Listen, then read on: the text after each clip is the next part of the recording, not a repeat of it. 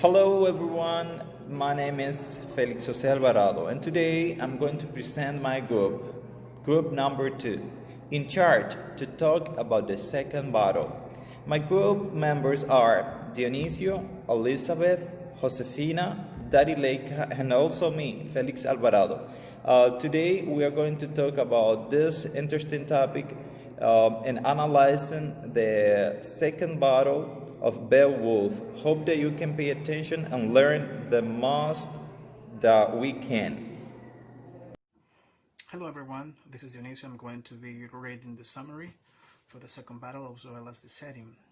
So the setting for the fight with Grendel's mother is in a swampy area where trees hung over its water and a nighttime fire can be seen on the floor. It was said to be infested with serpents, sea monsters, and that no man knew its depth.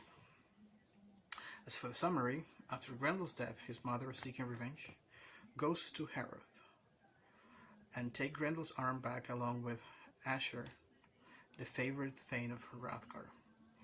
The king offers even more treasures to Beowulf if he succeeds in defeating Grendel's mother.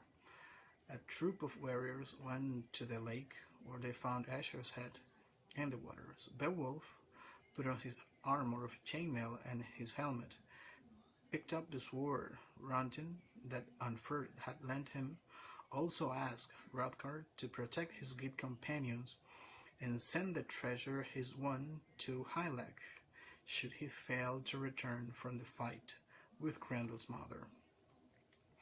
It took the better part of the day to get to the bottom of the lake, and Grendel's mother, who had been living there for 100 seasons, noticed his presence and seized the warrior with her claw, dragged him to her hole, a cave protected from the water.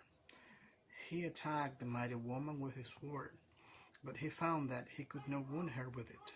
He tossed the famous sword to the ground and decided to trust his strength. He seized Grendel's mother by the shoulder, threw her to the floor, but she fights back, meeting him blow by blow. She stabs Beowulf with a knife, but again his armor protects him. It was then, when he saw hanging on the wall a no sword from the age of giants, too heavy for any man to carry into battle. Still, the great hero seized the hilt and savagely struck out the monster. The blow caught her at the neck and sliced off her head. Suddenly light filled the place, and the victorious warrior saw Grendel's body. As a final act of vengeance, Beowulf cut off his lifeless head. The sword in Beowulf's hand began to waste away. Drenched in blood, it melted away.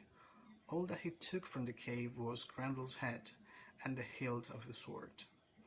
Meanwhile, on the shore, at the 9th hour of the day, the Danes returned to their homes, but the Geats remained there, sick at heart, fearing the worst.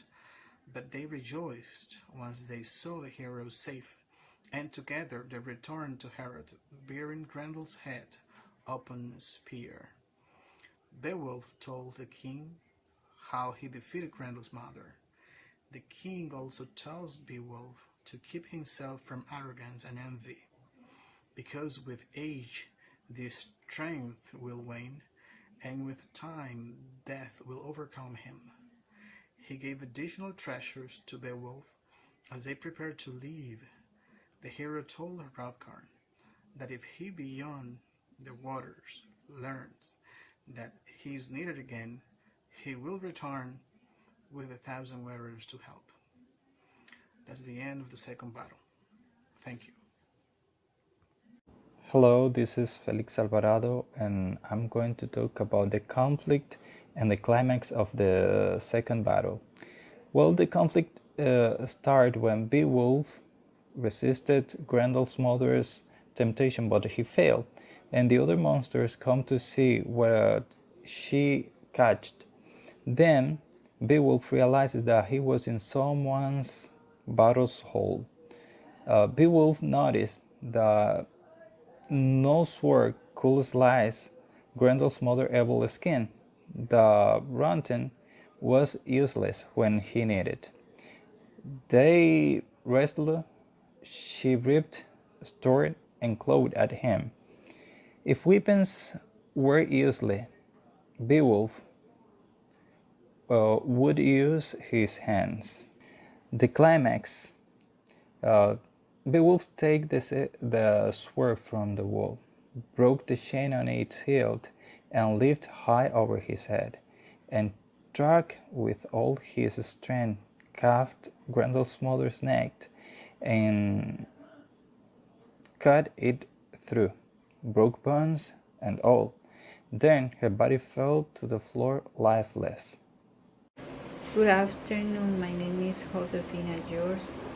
Today I'm going to continue the topic cloth.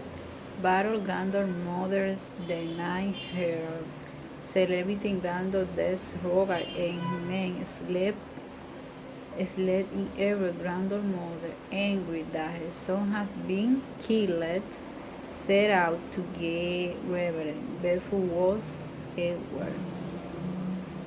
Resolution. Subsequent question was the resolution of the story Beowulf. The conflict between Beowulf and the mother who won reverence significant when he swung to random mother on the wall line and remove her head. The conflict is resolved. Hello everyone, I'm going to be talking about the character for the second battle. We have Grendel's mother, who's the monster, descendant from Cain. We have Beowulf, who's the hero, Hrothgar, the king, Esher, the king's favorite thane. We have also Unfer, the king's advisor. Have the Geats, the Danes, and at the end of the story, the author also mentioned the coast guardman to whom Beowulf gave a sword bound with gold. Thank you. Beowulf's resignation to his fate emphasizes with his deep responsibility to his people. It shows how much he cares for them and how much he is willing to protect them. Hello, my name is Elizabeth, and I'm going to speak about the tone in Beowulf. The tone of Beowulf is melancholic, although the poem celebrates the deeds of Beowulf and other great leaders. This celebration is infused with an understanding that even the greatest leaders and the most morally good by pagan standards are dead and gone. Their people suffer slavery and abasement.